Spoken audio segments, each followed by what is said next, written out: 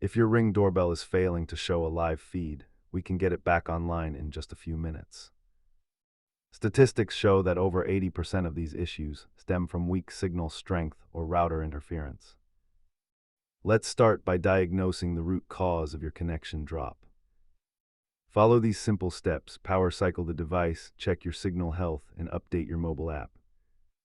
Physical barriers like brick walls or distance from your router often degrade the live video feed quality. Sometimes the issue is in the app settings, so check for disabled privacy modes or pending firmware updates. Distinguish between simple software glitches and potential hardware failures like a dying battery or wiring damage.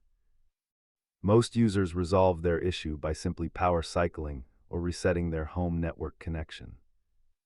If you're still stuck, try a full factory reset, but be prepared to repair it to your Wi-Fi network. Keep your security screwdriver and a Wi-Fi extender handy in case you need to physically access the device. Remember that a stable network connection is the absolute backbone of a reliable smart doorbell experience. If these tips helped you regain your live view, subscribe for more troubleshooting guides.